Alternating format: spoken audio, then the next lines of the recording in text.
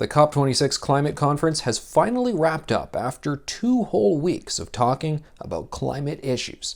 Politicians, NGOs, activists, 2 whole weeks. Don't these people have anything else to do? Don't they have real jobs to get back to? Apparently not. Lots of discussion, lots of big rhetoric out there. Prime Minister Justin Trudeau, he was one of the leading figures in terms of saying grandiose claims. Justin Trudeau said that he wants to introduce a hard cap for emissions to Canada's own oil and gas sector, which is a departure from what he was previously saying, and he wants to introduce a global carbon tax. Good luck with that, but it's still quite something that he's actually saying it. So lots of heated rhetoric, pardon the pun there, but I wish there was some more contextual, nuanced information that had been discussed at COP26. I wish when Justin Trudeau got up to the podium and said those rather extreme propositions, I would say, with the great gusto that he did, I wish he had actually used that opportunity at the podium to offer some other context, like, for instance, what's really going on with Canada's emissions. I bet if you stop the average Canadian on the street and said, okay, pop quiz, are Canada's emissions A, staying the same, B, going up, a fair bit, or C, going up like crazy, just, going up, shooting up through the roof, annual emissions. Which one is it? I think you get a lot of people, maybe a majority of them, pick that last option, that emissions are they're just out of control. Because you hear more and more people say, look, the climate crisis, it's getting more and more dire, more and more imminent out there.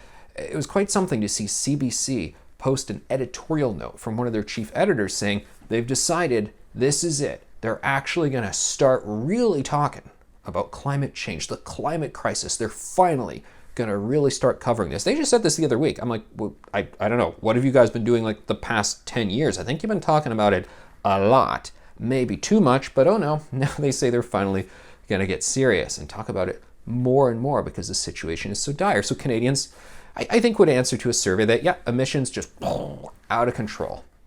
Not the case.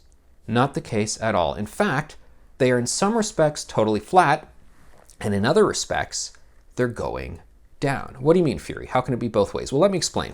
First of all, if you go to a site that shows where emissions are at in Canada, they have a little line graph there, and the line is pretty much flat. I mean, it goes a little up and down, but for the past 20 years, Canada's emissions have been flat. It's at about 725 megatons per year. Sometimes it's a bit higher, sometimes it's a bit lower. And here's the thing, though.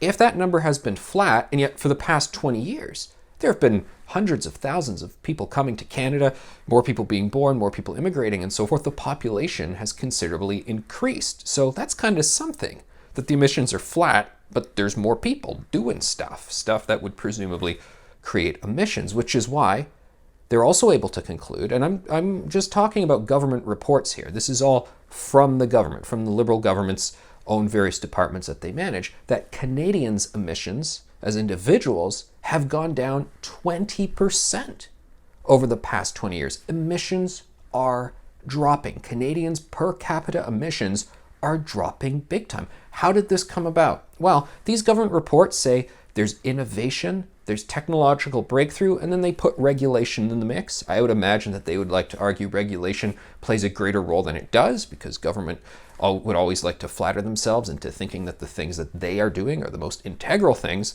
But I think that really the R&D and the innovation from industry, through their own volition, not because the government forced them to, but because they're always working on new things, building a better mousetrap, and emissions-intensive activity, whatever sector it's in, that's actually expensive for the producer. So they, for their own motives, they actually want to bring down their emissions as well. And it's happening. And it's working. Why doesn't Justin Trudeau, up at the podium at COP26, why doesn't he say that? Why doesn't he take the opportunity to say, okay, guys, I know you're going all crazy about climate crisis, imminent threat, but I just got to level with you about what's really going on with our emissions. They are not increasing. Well, because I think if he did actually level with people about that, one thing they would start to think about, particularly if they saw that industry's own R&D and innovations is what's behind that, they'd go, well, what's the point of these COP26 gatherings, really? What's the point of this carbon tax stuff? I mean, maybe it's all just kind of a red herring. Maybe whether or not this stuff even happened, the emissions would still go down. Because in truth, the government stuff, the NGO stuff, the activist stuff, That's actually a sidebar. It's not actually the main event, even though we're led to believe a court battle about the carbon tax is actually the main issue about environmental approaches here in Canada, when they're not. What all these very smart and accomplished industrious people are doing back at their private sector jobs and so forth, working on new innovative technology, that's actually the main event. It doesn't have much to do with government. And it obviously then diminishes the arguments that government should be doing all these things that they're doing in the first place.